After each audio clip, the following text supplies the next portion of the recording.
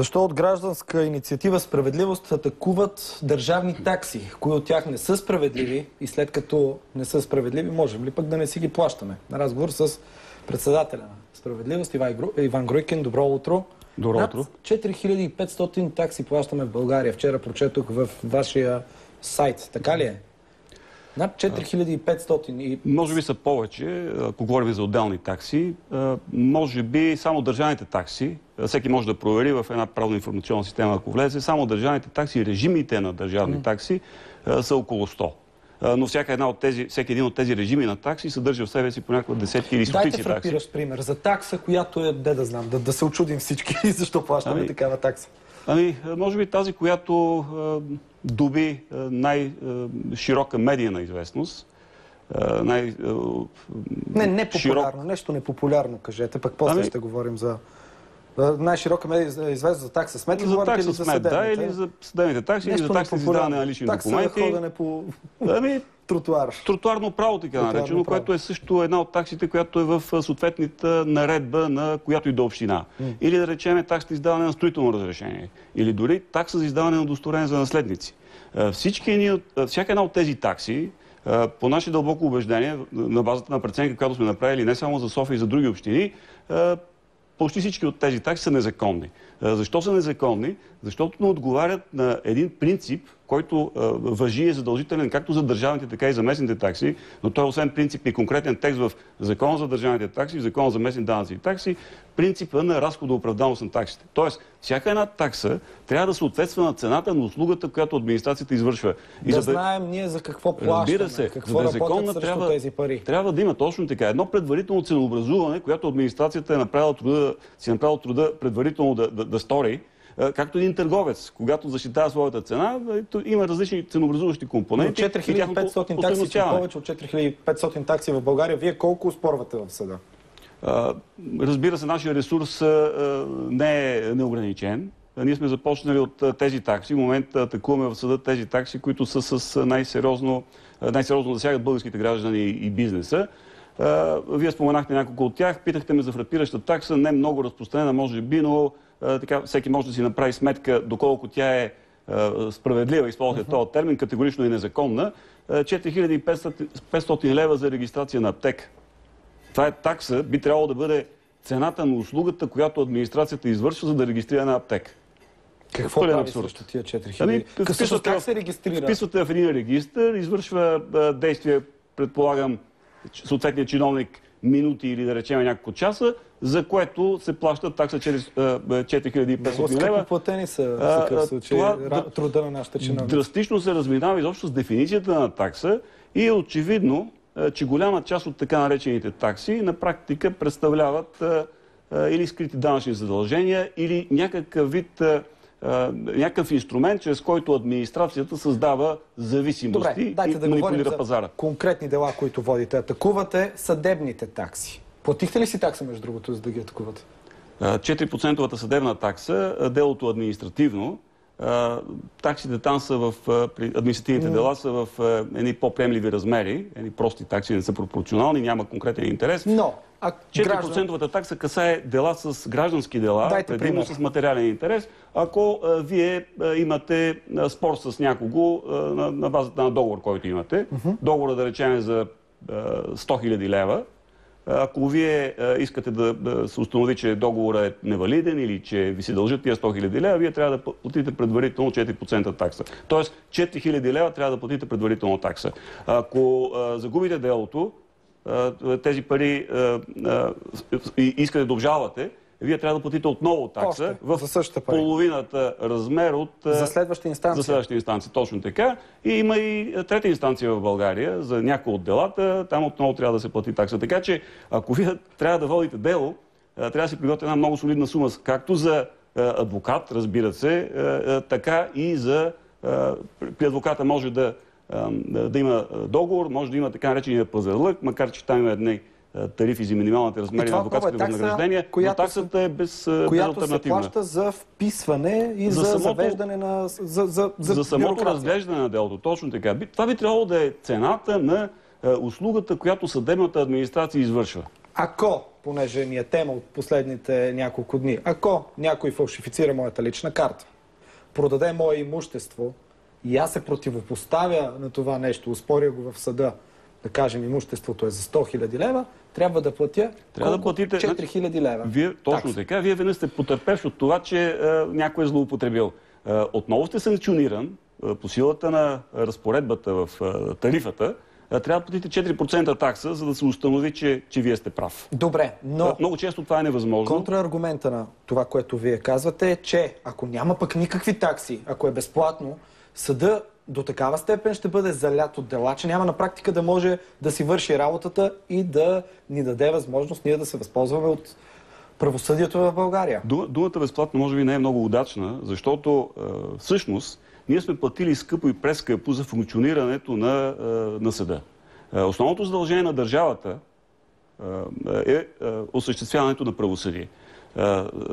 Тоест държавата не е длъжна, а според мен изобщо не трябва да се занимава с дейности като здравеопазване, социално осигуряване, спорт, може да се спори за културата, обаче е абсолютно безспорно, че държавата има една основна функция – осъществяването на правосъдие. Именно за да го осъществява държавата, правосъдието не трябва да е блокирано от стотици и хиляди дела. Ние плащаме данъци за основната функция на държавата, осъществяването на правосъдие. Аз твърда, че ние плащаме, трябва да плащаме и реално плащаме чрез основните си финансови задължения, които са данъците. Едно е да плащаме всички, друго е човек да знае, че толкова и толкова ще му струва да заведе едно дело и да си помисли да го започвам ли аз или да не го започвам. Не съм съгласен с тази конструкция. Пак казвам, ние сме платили прескъпо за функционирането на целия държавен апарат, това число и на съда. Ние сме платили за функционирането на полицията. Ако приемем тая логика, която аз знам, че е много популярна, според мен изключително спекулативна и така плащаме данък на минали стереотипи, това означава, че ние трябва да плащаме, освен че сме платили и чрез данъци, трябва да плащаме такса, когато се обръщаме към полицията с жалба. Или когато се обърнем към пожарната, да речем, за да дойде да гаси имущество, това означава да е приемливо да... Но пък иначе, да кажем, ако заведа дело срещу вас за клевета, дължа ли такса? То гражданско клеветата е наказателно дело от частен характер, може би най-типичният пример. 4% такса е таксата при граждански дела с определен материален интерес. Но всички тези примери, които аз използвах, показват колко дълбоко неправилна е тази конструкция, че трябва да се плаща предварителна такса за сезирането на основни държавни функции. Дайте да минем по другата такса. Атакувате и такса смет. Докъде стигнахте там? Таксите смет, така наречената такса смет или таксата за сметосъбиране и сметоизвозване, това са местни такси, които са регламентирани в съответните наредби на общините. За такса смет в София говорихме страшно много по време на изборната кампания. Горе-долу хората знаят, че се плаща в зависимост от това колко ти струва апартамента или къщата, а не в зависимост от това колко реално изхвърляш. Дълбоко незаконно, поради противоречието с принципа, който споменах, разходооправданост на таксите. Няма никаква връзка между цената на един имот, данъчната оценка или някаква друга оценка и количеството отпадъци, който по закон е критерий за определенето на такса смет, няма никаква връзка с работата на общината по осъществяването на тази услуга. Вие това сте го атакували в Върховния административен съд, нали така? Първоначално административен съд София град за наредбата, съответния текст в наредбата на Столична община, където Гражданска инициатива справедливо спечели делото. Така. И след това Столична община обжалва в Върховния административен съд. Там колко време ще се точи според вас? Също делото приключи този етап. Върховният административен съд отмени решението на предходната инстанция. Едно скандално според нас решение, по който повод ние се обърнахме към председател на Върховния административен съд с едно отворено писмо. Ние твърдим, че и в този случай, и в други случаи, които са на базата на нашата практика, Върховният административен съд в България е прекрачил една определена граница и е направил компромис с закона. Но на практика една друга голяма тема за зависимостта в съдебната власт. На практика загубихте тази война. На този етап, но ние сме атакували и цялата наредба на Столична община, в която са повече от 100 отделни такси.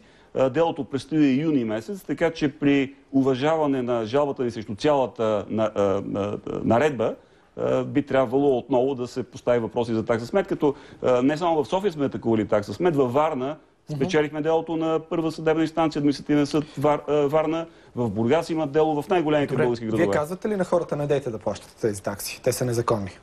Казваме го. Не ги плащайте. Абсолютно сме категорични. Незаконно е, неморално е.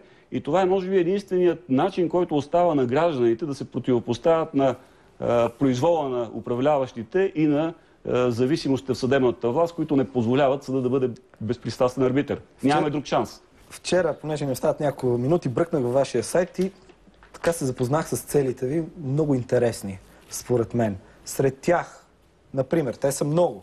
Премахване на задължителното пенсионно осигуряване, закриване на президентската институция, пряк избор на министър-председател и на ръководителите на съдебната власт. В момента те не се избират пряко на избори. Премиерът, например, се избира от Народното събрание. Премахване на субсидиите за партиите, задължителен референдум при инициатива на гражданите. Решаваме група граждани над 150 хиляди, ако не се лъжа, и се произнасяме, искаме или не искаме да се добива шистов газ в България, например.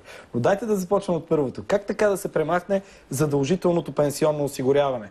Откъде ще дойдат парите за пенсии тогава?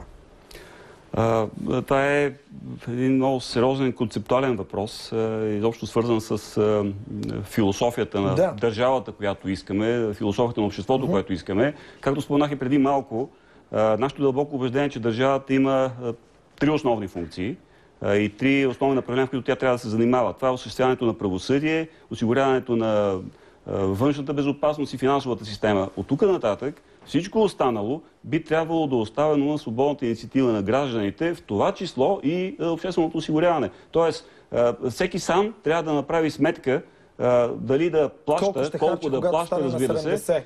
Ние сме за това пенсионното осигуряване в България да почива на съвсем други принципи.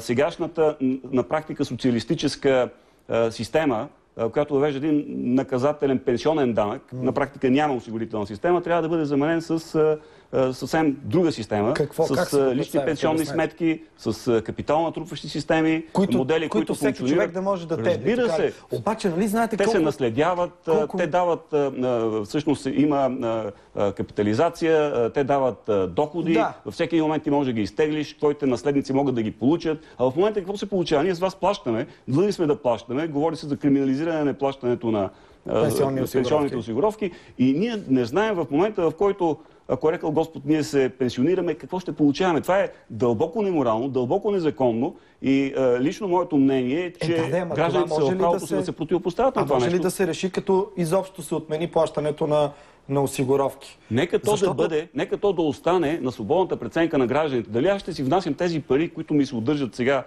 задължително всеки месец и ще отиват не знам къде и с тях се правят не знам какви неща, дали ще отидат в моята сметка? Хората свободно прецениха през последните години да си накупят скъпи автомобили и жилища, които не могат да си позволят. Ако свободно те трябва да направят избора дали да спестяват от сега за 40 години, нали, за след 40 години, нали си представяте какво ще се случи? Дълбоко погрешна е тезата, че някой друг може да се погрижи по-добре за моя собствен интерес. Всъщност това е една дълбоко неправилна социалистическа теза, с която, за съжаление, ние, хората от моето поколение... Навсякъде по света се плащат осигуровки. В Чили пенсионната система беше по-различна и се срина, доколкото знам. Напротив, Чили, може би ще излезем извън рамките на конкретното предаване, но една от причините за това Чили да бъде една различна страна в Южна Америка е именно различната и пенсионна система. В Съединените щати този модел преобладава.